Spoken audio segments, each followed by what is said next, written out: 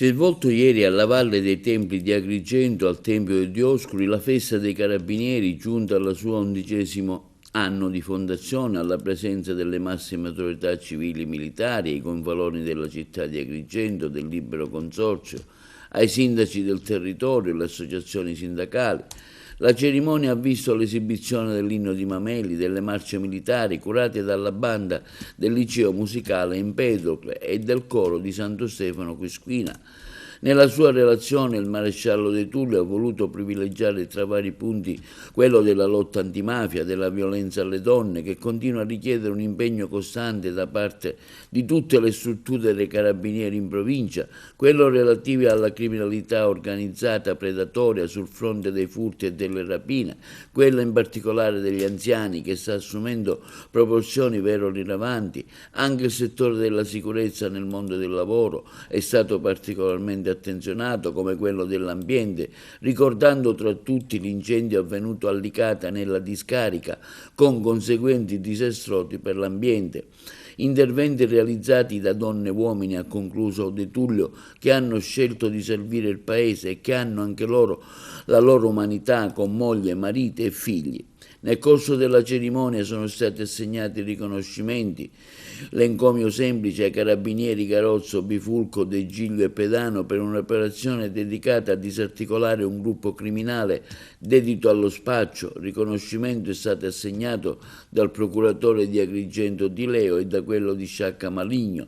Quindi a seguire la consegna della targa all'otto, assegnato a maresciallo Manzo della Compagnia dei Carabinieri di Raffadali, per aver individuato autonomamente soggetti che hanno effettuato la rapina di moto in una concessionaria locale mentre era libero dal servizio, insospettito da un furgone, e lo ha seguito ed è riuscito a individuare i soggetti che avevano effettuato la rapina, restituendo il dovuto ai proprietari.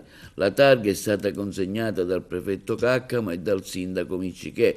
La cerimonia si è quindi conclusa con l'esibizione di brani classici della scuola Cantorum di Santo Stefano Quisquina.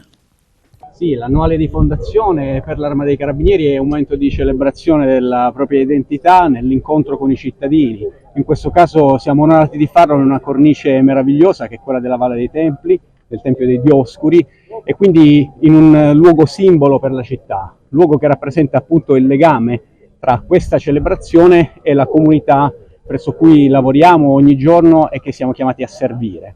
Quindi oggi è un momento anche utile per raccontare le nostre attività, per raccontare quello che facciamo, per spiegare ai cittadini, per incontrare le istituzioni e dire qual è il nostro impegno quotidiano per questa comunità. Un impegno che ovviamente vede in primo luogo il contrasto alla criminalità organizzata, ne sono testimonianza le operazioni condotte con la Direzione Distrettuale Antimafia di Palermo a dicembre e a gennaio, che testimoniano ancora la presenza purtroppo in questi territori di una criminalità che tende a mantenere il controllo del territorio, tende a influenzare le dinamiche economiche. E poi ovviamente un contrasto che si allarga a tutte le forme di illegalità, da quelle della, per esempio, terribile della violenza di genere, un fenomeno che purtroppo riscontriamo anche nella provincia di Agrigento come in tutto il resto del territorio nazionale, un fenomeno che viene contrastato quotidianamente in primo luogo dalle stazioni carabinieri, che non sono solo un reparto deputato al contrasto, quindi alle indagini di polizia giudiziaria, ma sono soprattutto un luogo di ascolto, un luogo di incontro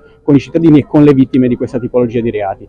E poi c'è l'impegno molto importante nel contrasto per la tutela dell'ambiente, quindi il contrasto all'illegalità che colpisce una delle risorse più importanti di questo territorio. Su questo ci avvaliamo anche dell'apporto qualificato e specializzato dei carabinieri forestali. Poi si allarga l'impegno anche e soprattutto alla prevenzione, all'incontro con i giovani, alla tutela, se vogliamo, allargata dei diritti dei cittadini e quindi alla qualità della vita. Quindi una serie di attività che vedono come presupposto essenziale il patrimonio di valori dell'Arma dei Carabinieri, un patrimonio che si basa sulla militarità, sul coraggio e sulla umanità, quindi sul contatto, sul dialogo, sulla capacità di ascolto dei cittadini. Ornello, c'è collaborazione da parte della cittadinanza?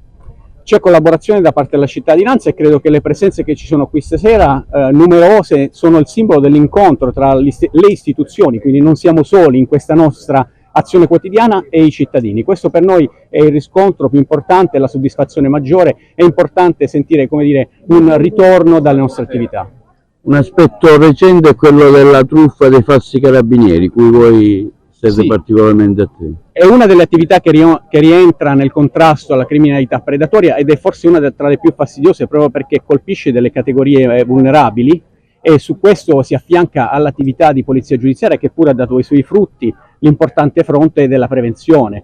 Ci sono state diverse campagne lanciate proprio dal comando provinciale, l'ultima è quella con Federfarma e con l'ordine dei farmacisti per la diffusione di messaggi e di volantini anche in tutte le farmacie della provincia, quindi rafforzando questa comunicazione che è essenziale. Una comunicazione che ha dato i suoi frutti perché ha aumentato il numero di truffe sventate grazie alla collaborazione delle vittime e quindi alla telefonata al 112 e all'attivazione dell'intervento.